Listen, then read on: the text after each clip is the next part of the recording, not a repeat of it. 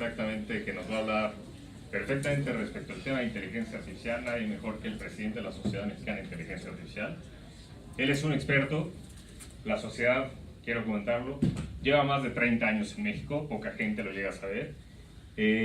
Exactamente, Miguel es un especialista, es muy difícil tenerlo, la verdad, porque pues, se la vive viajando y dando pláticas respecto a distintas empresas, IBM, empresas muy, muy grandes a nivel internacional.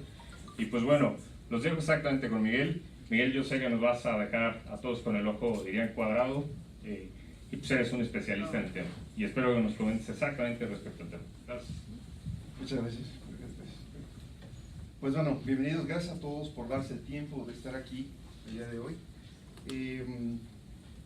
No voy a hacer una charla que está muy orientada hacia la parte matemática o los fundamentos de la IA, sino más bien el impacto que puede tener, de hecho ya lo tiene, en nuestra sociedad. Es por eso que la charla se llama Innovación y Sociedad a través de la inteligencia artificial. En realidad, estamos en un punto en el que la inteligencia artificial está en boga, es un pretexto precisamente para reacomodarnos como sociedad y para encontrar, digamos, cuál es el impacto de ese pretexto. Pues bueno, voy a dedicar la primera parte hacia explicar cómo finalmente muchas de las invenciones que tenemos como humanidad pues han impactado realmente en nuestra forma de vivir, y cómo lo que estamos viendo ahora realmente va a impactar con un poquito más de sensibilización al respecto, ¿no? Bueno, entonces, pues qué mejor que hablar de la revolución industrial de una manera pues tal vez sintética, porque hablamos de la revolución, la cuarta revolución industrial, y aquí lo interesante es de que pues en realidad hay gente que dice que son 3, sin embargo, ¿qué se ha escuchado más? ¿4 o 3? 4. En realidad, al final de cuentas, dicen que pues, tiene que ver con, ya ustedes ya conocen un poquito la historia, la mecanización de la producción en masa, y de ahí la parte de la automatización. Pero resulta que la automatización resultó desde la parte de la invención, o bueno, el descubrimiento de la electricidad y su aplicación, por supuesto, en diferentes aspectos, y de ahí, por supuesto, muy acompañado con la parte tecnológica, es decir, realmente desde la invención del transistor. Es por eso que en el 69, en la parte de la electricidad, nosotros tenemos ya hacia el aspecto en las computadoras y la integración de la información, y de ahí pues tenemos la inteligencia artificial. En realidad, hay quienes dicen que la tercera revolución industrial la seguimos viviendo ahora, ¿no? Porque no ha habido un cambio tecnológico, un paradigma impresionante. Pero pues bueno, pues quedemos finalmente en el que seguimos viviendo en esa evolución, de tal suerte que nosotros podamos entender el impacto en la sociedad. Entonces, para ello hay que explicar la exponencialidad, ¿no? Y pues bueno, esta es la expresión matemática de una curva exponencial. Pero para entenderlo mejor, yo recuerdo muy bien cuando era pequeño y le preguntaba a mi papá, oye, ¿cuánto cuesta tal coche? Y me decía, vamos a una cantidad, ¿sabes qué? Cuesta 100,000 pesos. Entonces, cuando yo me imaginaba 100,000 pesos, me imaginaba, eso son 100 pesos y uno de a 1,000. Pues sí, cuando me explicó, imagínate, este es un peso, este son 10 pesos, este son 100 pesos, pero fíjate, aquí te voy a poner 10, aquí te voy a poner 100, ahora imagínate cuando te ponga 1,000, ahora cuando te ponga 10,000 y los 100,000. Dices, es muchísimo dinero, ¿no? Necesito mucho dinero para poder comprar un coche. Entonces, el 1, 10, 100, 1,000, etcétera, es la más famosa escala logarítmica base 10. Y entonces, para poder entender y darle más o menos el entendimiento a el 1 peso contra los 100,000, pues se linealiza. Y tenemos esto. Entonces ya puedo entender lo que ocurre en la parte baja como en la parte alta. Es decir, puedo eventualmente imaginarme lo que ocurre con 1 peso y los 100,000 pesos, ¿de acuerdo? Esto es muy importante porque al final con eso vamos a entender más el impacto que ha tenido estas tecnologías con nosotros, y en ese caso nosotros también lo podemos tener con tecnologías, entre ellas la inteligencia artificial, y basta un par de ejemplos para ello. Ya no estamos viendo estos cambios con la velocidad del transporte. En el transporte terrestre, que está en azul, en realidad fue cambiando un poco a poco desde la parte fuerza motora animal hasta lo que nosotros tenemos hoy en día, ¿no? Que sigue siendo finalmente una fuerza mecánica por combustión interna o electricidad.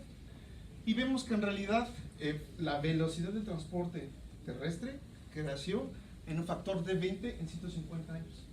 150 años. Es decir, tuvieron que pasar ahí alrededor de, vamos a decir, 5 o 6 generaciones de personas para poder vivir ese cambio de transporte terrestre. Y en la aviación, que está en rojo, lo podemos ver ahí, pues fue a finales de los 800 y realmente hasta alcanzar en los años 60, pues lo que nosotros conocemos ahora con la era espacial, ¿sí?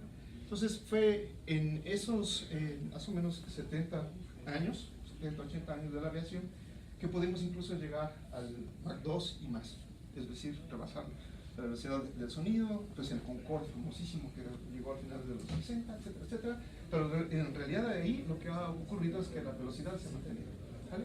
Entonces vean cómo realmente la velocidad dobló tiempo cada 34.5 años, más o menos, ¿vale?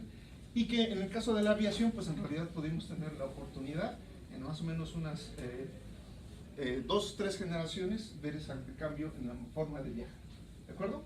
Entonces vemos ahí el impacto, realmente es cuestión de generaciones. Y esto que ha traído no solamente precisamente el poder viajar un poco más rápido, ha crecido por supuesto la oportunidad de intercambiar y crecer en muchos aspectos y con ello la expectativa de vida. En la expectativa de vida, comentaba también con mis padres que teníamos leyes morales incluso que vienen desde, no quisiera decir 100 años, sino de miles de años, ¿no? Y que incluso esto ha cambiado porque la expectativa de vida ha crecido, ¿no? Eran muy pocos los que llegaban y rebasaban los 40 años, realmente, muy pocos, ¿no? Y que incluso pues dicen, no, es que ahora se están divorciando mucho, pues en realidad es que pues, la gente vivía hasta los 35 años y la pareja se vivía hasta los 35. Es para que se sientan un poco con la libertad de como que no está funcionando, ¿sabes? Pero lo triste es que, bueno, si ya tenemos expectativas de alrededor de los 80 años, pues ahora hay muchas cosas que nos distraen, ¿no? De esos 80 años ahora pasamos gran parte de la vida desperdiciándolos, ¿sale? Bueno, en fin, esas son cuestiones interesantes que al final de cuentas sí impactan y que nos dan un poco más de lujo, placer, en la manera en que vivimos, calidad de vida al final. Y bueno, esto pues ya lo comentó, lo va a pasar muy rápido porque al final de cuentas sí ha cambiado la fuerza laboral y algunos de los sectores como los famosos finance, insurance, real estate, manufacturing, pues realmente han crecido muchísimo. Y aquí está el ejemplo de Estados Unidos, pero en realidad es una curva muy similar en todos los países. Por ejemplo, Alemania está alrededor del 17% todavía aquí en la parte de manufactura. En México estamos alrededor del 20 y tantos por ciento, 24% me parece, pero la calidad, digamos, en trabajo, en labores de manufactura es diferente e incluso pues de alto valor agregado. Bueno, vamos un poquito más para allá. Realmente la inteligencia artificial llega a ser madura de tal suerte que impacta en los startups, no solamente los grandes lo hacen. Incluso la parte del impacto en estas revoluciones tecnológicas que hemos tenido siempre han sido con startups. Aquí lo interesante ha sido el capital y el impacto que tiene, al final de cuentas, cuando creen dinero. Entonces aquí vemos el número de startups que han salido en los últimos años, y esto es un promedio anual. Y nosotros vemos que, por supuesto, en la región de San Francisco, pues básicamente es la meca de la tecnología ahora, ¿no? Y la inteligencia artificial no es la excepción. Y aquí vemos que al final de cuentas, por ejemplo, países como México no figuran mucho, en Latinoamérica de hecho es Brasil el que lo tiene, y no es porque no existan, sino que en realidad no se tiene el censo, ¿sale? En realidad no se tiene el censo. Hay muchas y yo me di la oportunidad de invitar a un par de startups, bueno, yo diría que no son startups, ya tienen una sinergia interesante y pues bueno, pues ojalá podamos platicar con eso un poquito más al rato. Pero bueno, el caso es que aquí, al final de cuentas, sí tiene que ver con el ecosistema para que esté sensible al cambio de esa inteligencia artificial. Realmente, ¿qué es lo que ha cambiado para que exista la inteligencia artificial? Pues realmente son la ley de Moore y los algoritmos. ¿Qué quiere decir eso? En términos prácticos es hardware y software. Nada más que el que más conocemos es de la ley de Moore, que dice que la velocidad de los procesadores duplica cada 2 años, o sea, más o menos. Y se ha mantenido, ya está cambiando un poquito. Entonces, quienes se lo saben, pues bueno, ya saben que finalmente está la historia de la parte electromecánica, que finalmente eran relevadores, etcétera. Después de eso pasó a relevadores de estado sólido, que eran básicamente transistores. De transistores a los bulbos, bueno, finalmente entre los transistores y los relés de estado sólido, y final de cuentas llegar al circuito integrado. Algo muy importante, todo esto normalmente crecía en las universidades. De hecho, vemos ahí quienes les tocó ver un poco de historia de la computación, pero ven finalmente que crecieron en muchas universidades. Por ejemplo, quienes vieron, por ejemplo, películas ahí, hoy se me olvidó el nombre de la película, pero finalmente tienen que ver con Alan Turing, pues realmente pues estaba en la universidad. Y al final de cuentas lo que sucedió cuando la explosión del transistor al circuito integrado es de que al final de cuentas se industrializó, y nosotros pues conocemos a grandes compañías como Intel, como muchas de ellas, que finalmente son las que hacen el desarrollo. Ya no se hace tanto en las universidades, más bien se hace en conjunto. ¿Por qué? Porque es carísimo, ¿no? Y en México existe, pero pues muy poco. Básicamente está todo concentrado en Jalisco, pero al final de cuentas sí tenemos nuestro propio Silicon Valley, ¿no? Bueno, con esto no quiero decir que solamente es el hardware, sino que realmente también lo fue el software. Los algoritmos, lo que está adentro, ¿vale?, que es la base finalmente para la inteligencia artificial, también fue duplicándose, incluso hasta un poquito más. De tal suerte que, no voy a entrar aquí en los detalles, que básicamente son algoritmos de base muy importantes en los procesos de optimización, en los algoritmos de IA.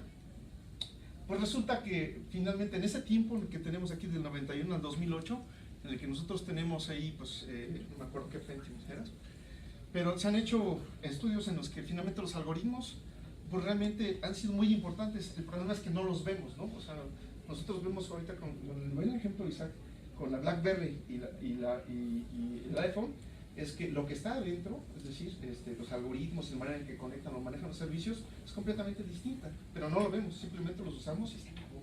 Bueno, nada más para hacer un poquito la comparación, es de que si nosotros utilizamos un algoritmo de 1991 con el mejor microprocesador ahora, pero por el otro lado utilizamos los algoritmos de ahora y los colocamos en una computadora de 1991, resulta que es más rápido la computadora de 1991 con ese algoritmo. ¿Por qué? Pues porque finalmente la inteligencia que está detrás también aumentó, pero no lo vemos. Está ahí, pero no la vemos, ¿no? Entonces, es muy importante porque esas dos revoluciones tecnológicas nos han traído ahora, pues, la inteligencia artificial. Muy importante también es decir que pues, no solamente son los CPUs, sino que también ahora tenemos GPUs, y una revolución muy importante, de tal suerte que incluso estos GPUs, que son procesadores gráficos, que tienen, en lugar de tener un solo unidad de procesamiento, tienen, pues pueden llegar a tener miles de procesamientos, y eso nos ayuda a estar también pues haciéndolo todavía más rápido, en pocas palabras. Y eso pues se traslada a otros ámbitos. Este caso tiene que ver con el estudio de la decodificación del genoma humano. Alrededor de los años 2000, que fue cuando empezó esto del estudio del genoma humano, pues en realidad el costo estaba alrededor de decodificar un solo genoma, alrededor de los $100 millones. Uno. Y eso, pues por supuesto, pues trajo realmente mucha revolución en la parte de farma, todavía la estamos viendo, pero de tal suerte que al final de cuentas eso lo fue acompañando también los algoritmos y las máquinas, de tal suerte que pues hubo un cambio tecnológico. De hecho ahí podemos ver que en el 2007 por ahí se introdujeron nuevos algoritmos de inteligencia artificial, sobre todo para hacer algoritmos de cluster misma. No estaba en boga la IA, pero al final de cuentas son algoritmos de machine learning, como dicen, que ayudan precisamente a disminuir el espacio de búsqueda, básicamente, y eso nos ayuda a que pues, toda la decodificación pudiera ser más eficiente, y de tal suerte que ahora podemos hacer que el estudio esté alrededor de los $1000, ¿no? Entonces vean cómo en esa escala logarítmica, que de hecho es como está, 100 millones, 10 millones, 1 millón, 100K, etc. Pues realmente también nos ha impactado en la sociedad, de tal suerte que eventualmente, pues ya dentro de unos cuantos años es muy probable que nosotros cuando compremos el paquete para traer a nuestros niños, pues ya viene el genoma decodificado e incluso ya hasta les ponen una cartilla en la nube con todo su perfil genético, ¿no? Claro, eso ya está a la vuelta de la esquina.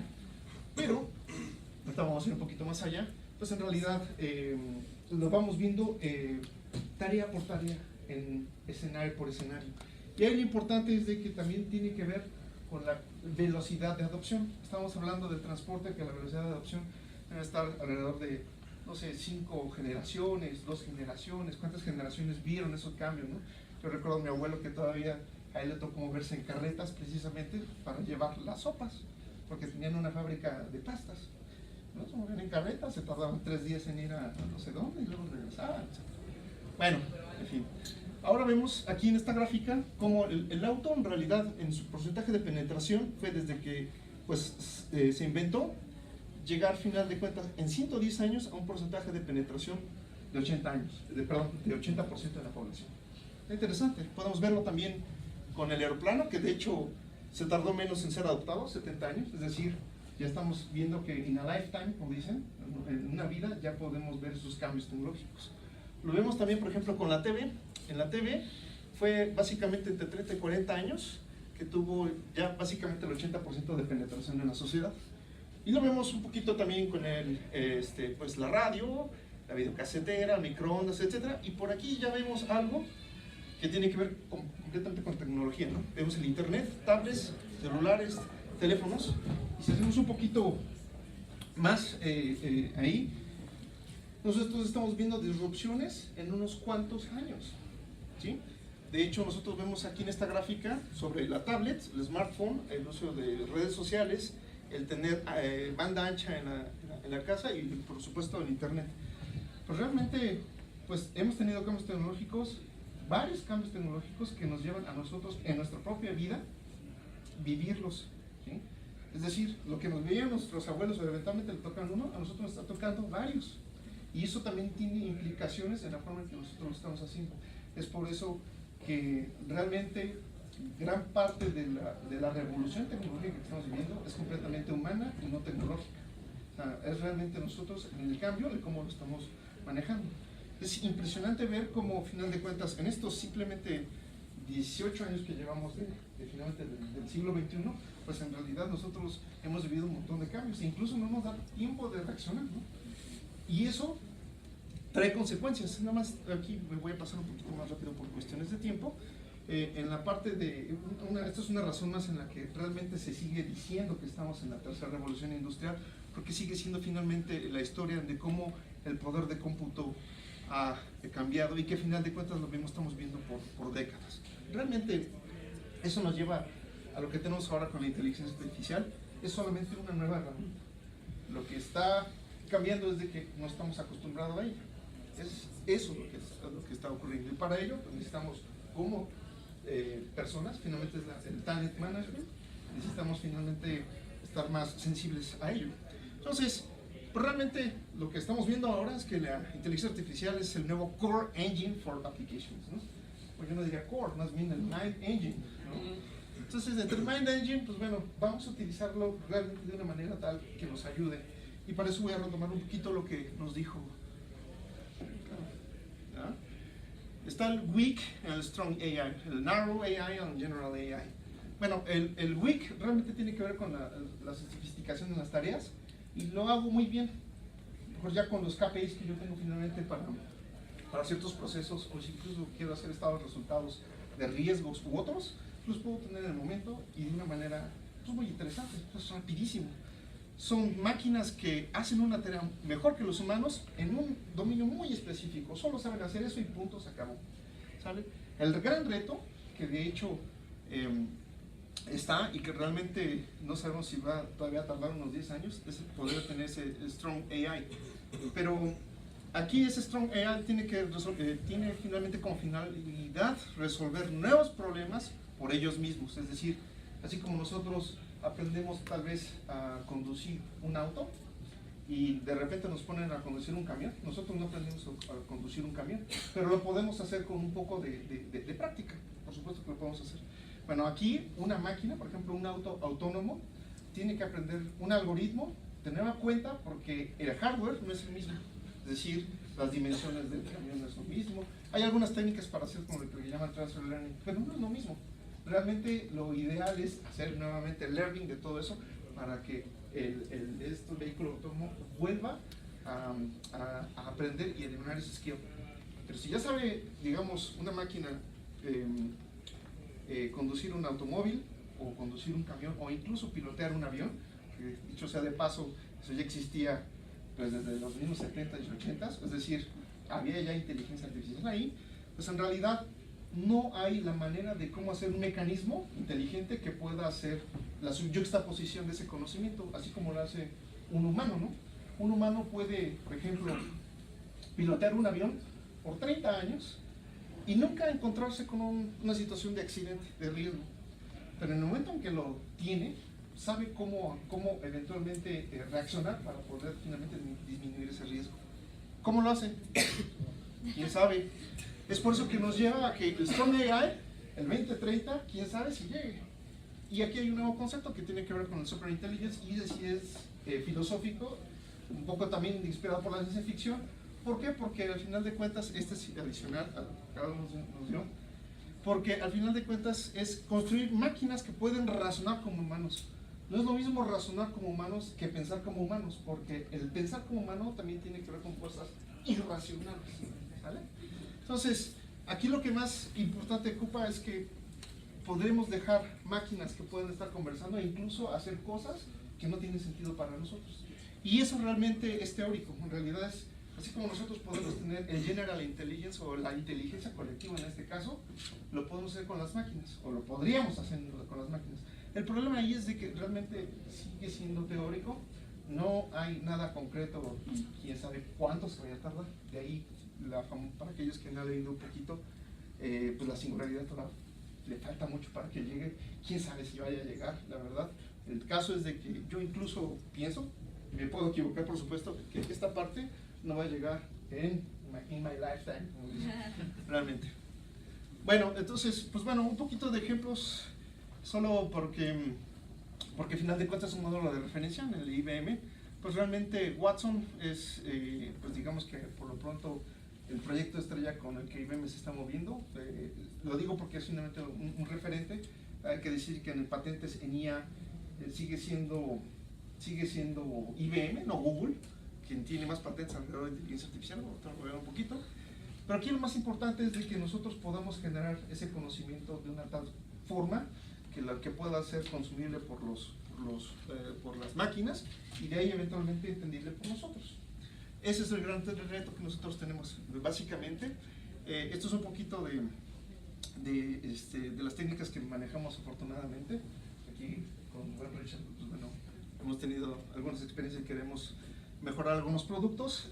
Por tiempo, bueno, este es un escenario sobre el reconocimiento de rostros y demás, que incluso los chinos ya los tienen muy bien. Aquí lo interesante es que nosotros lo hacemos no 10 veces mejor, o sea, superar los 90 y tantos % es ya bastante, pero sí lo hacemos 10 veces más rápido. Y esa es la carrera que puede llevarnos a hacerlo todavía 10 o 100 veces menos costoso. El poner un sistema de videovigilancia ahora es muy caro, pero hacer que el sistema de videovigilancia detecte una persona, después que si detecta a esa persona, detecte si está caminando, corriendo o simplemente está parada o viendo su celular. De ahí ver si esa actividad que está haciendo es realmente sospechosa. Pensemos en un aeropuerto. Si estamos viendo a una persona, y en este caso vamos a ver a miles de personas, que eventualmente algunos de ellos es sospechoso, ¿cómo lo puedo saber? ¿Cuántas veces lo voy a ver? Son retos que ahora no se han resuelto, pero que cada vez en el momento que ustedes le ponen un nivel de complejidad, es logarítmicamente difícil. Detectar a una persona, ya lo puedo hacer, lo hace Facebook, es más, lo hace mi cámara. Listo, ¿no? Bueno, ¿qué está haciendo? Es un nivel de reto en un nivel exponencial más, es decir, en un grado de magnitud.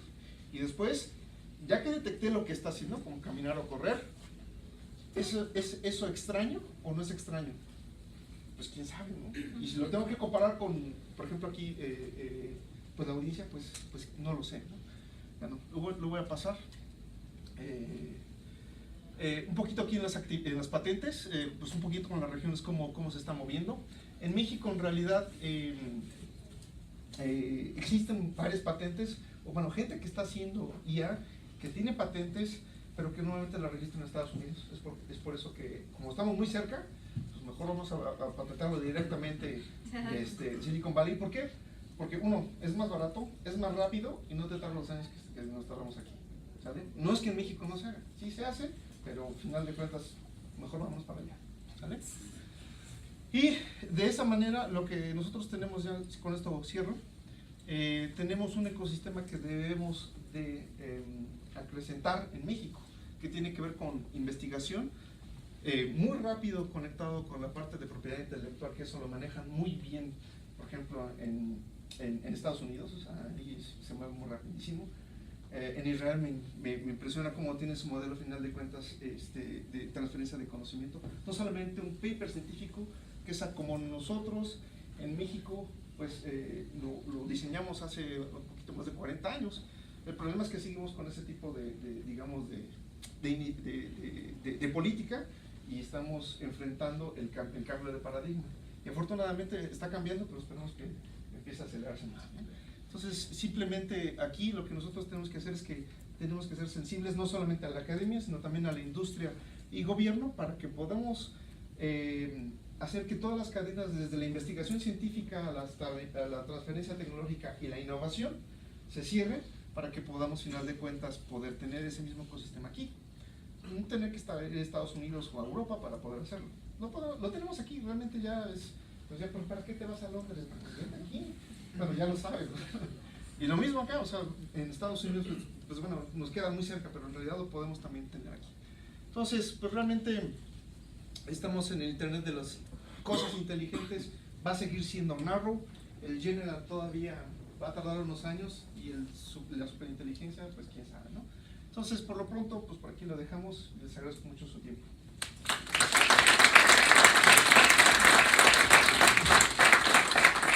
Mi estimado, muchísimas gracias. De verdad, muchas gracias. Muy interesante, creo que para todos, los que están viendo afuera. Pues bueno, no sé si tengan alguna duda rápida, una pregunta. Nos da tiempo para una. ¿Alguien que quiera preguntar?